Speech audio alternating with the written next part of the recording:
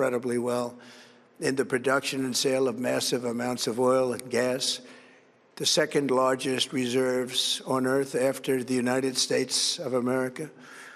We're now totally independent of the Middle East, and yet we are there to help. We don't have to be there. We don't need their oil. We don't need anything they have, but we're there to help our allies.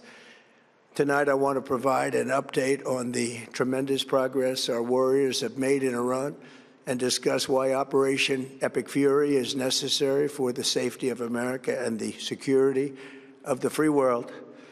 From the very first day I announced my campaign for president in 2015, I have vowed that I would never allow Iran to have a nuclear weapon.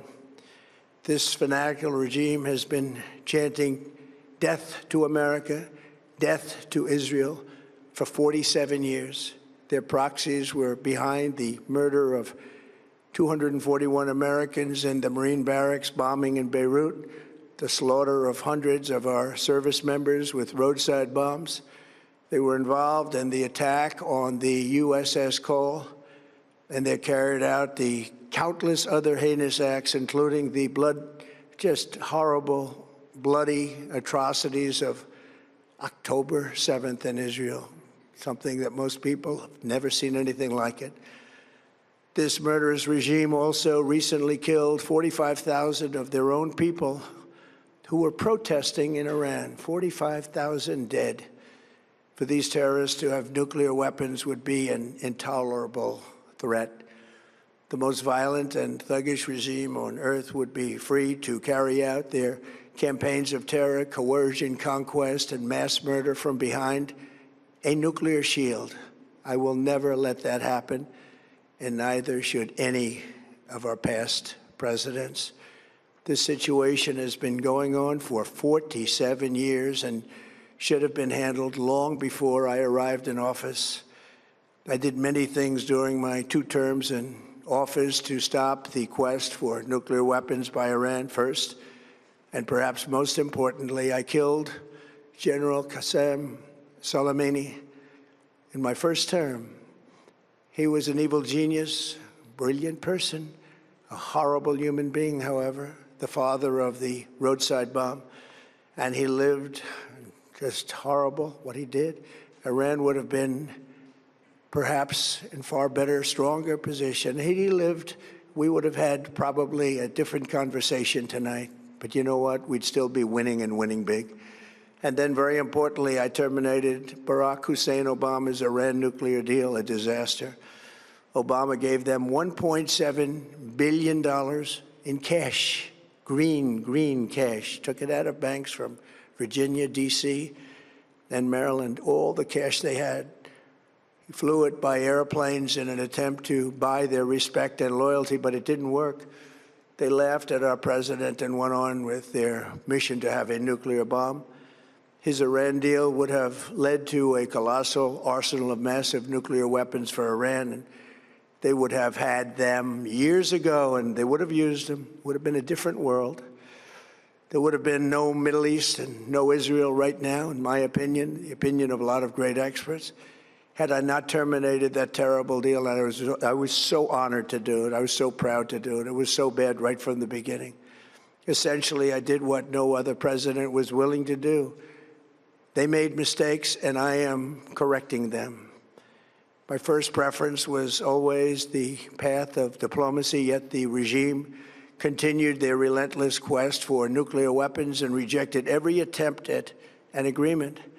For this reason, in June, I ordered a strike on Iran's key nuclear facilities, an Operation Midnight Hammer. Nobody's ever seen anything like it. Those beautiful B-2 bombers performed magnificently. We totally obliterated those nuclear sites. The regime then sought to rebuild their nuclear program at a totally different location, making clear they had no intention of abandoning their pursuit of nuclear weapons. They were also rapidly building a vast stockpile of conventional ballistic missiles and would soon have had missiles that could reach the American homeland, Europe, and virtually any other place on Earth. Iran's strategy was so obvious. They wanted to produce as many missiles as possible, and they did, with the longest range possible. And they had some weapons that nobody believed they had. We just learned that out. We took them out. We took them all out so that no one would really dare stop them. And their race for a nuclear bomb, a nuclear weapon like nobody's ever seen before. They were right at the doorstep. For years, everyone has said that Iran cannot have nuclear weapons. But in the end, those are just words if you're not willing to take action when the time comes. As I stated in my announcement of Operation Epic Fury, our objectives are very simple and clear. We are systematically dismantling the regime's ability to threaten America or project power outside of their borders. That means eliminating Iran's Navy, which is now absolutely destroyed, hurting their Air Force and their missile program at levels never seen before, and annihilating their defense industrial base. We've done all of it. Their Navy is gone. Their Air Force is gone. Their missiles are just about used up or beaten. Taken together, these actions will cripple Iran military, crush their ability to support terrorist proxies, and deny them the ability to build a nuclear bomb. Our armed forces have been extraordinary. There's never been anything like it militarily. Everyone is talking about it, and tonight I'm pleased to say that these core strategic objectives are nearing completion. As we celebrate this progress, we think especially of the 13 American warriors who have laid down their lives in this fight to prevent our children from ever having to face a nuclear Iran. Twice this past month, I've traveled to Dover Air Force Base, and it's been something. I wanted to be with those heroes as they return to American soil, and I was with them and their families, their parents, their wives, their husbands. We salute them, and now we must honor them by completing the mission for which they gave their lives. And every single one of the people, their loved ones said, "Please, sir, please finish the job," every one of them. And we are going to finish the job, and we're going to finish it very fast. We're getting very close. I want to thank our allies in the Middle East, Israel, Saudi Arabia, Qatar, the UAE, Kuwait, and Bahrain. They've been great, and we will not let them get hurt or fail in any way, shape, or form. Many Americans have been concerned to see the recent rise in gasoline prices here at home. This short-term increase has been entirely the result of the Iranian regime launching deranged terror attacks against commercial oil tankers in neighboring countries that have nothing to do with the conflict. This is yet more proof that Iran can never be trusted with nuclear weapons. They will use them, and they will use them quickly. It would lead to decades of extortion, economic pain, and instability worse than we can ever imagine. The United States has never been better prepared economically to confront this threat. You all know that. We built the strongest economy in history. We're going through it right now, the strongest in history. In 1 year, we've taken a dead and crippled country. I hate to say that, but we were a dead and crippled country after the last administration and made it the hottest country anywhere in the world by far, with no inflation, record-setting investments coming into the United States, over $18 trillion, and the highest stock market ever, with 53 all-time record highs in just 1 year. It all positioned us to get rid of a cancer that has long simmered. It's known as the nuclear Iran, and they didn't know what was coming. They've never imagined it.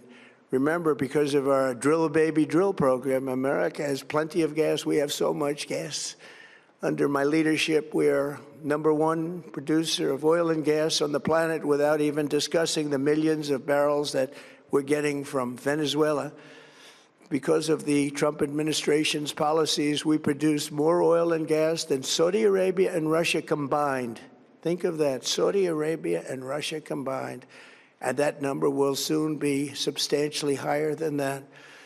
There's no country like us anywhere in the world, and we're in great shape for the future. The United States imports almost no oil through the Hormuz Strait and won't be taking any in the future. We don't need it. We haven't needed it, and we don't need it.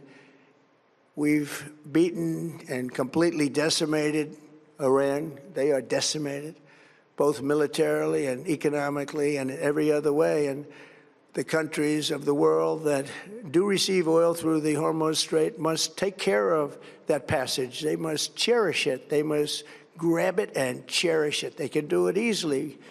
We will be helpful, but they should take the lead in protecting the oil that they so desperately depend on. So to those countries that can't get fuel, many of which refuse to get involved in the decapitation of Iran, we had to do it ourselves. I have a suggestion. Number one, buy oil from the United States of America. We have plenty. We have so much. And number two, build up some delayed courage. Should have done it before. Should have done it with us, as we asked. Go to the Strait and just take it, protect it, use it for yourselves. Iran has been essentially decimated. The hard part is done, so it should be easy.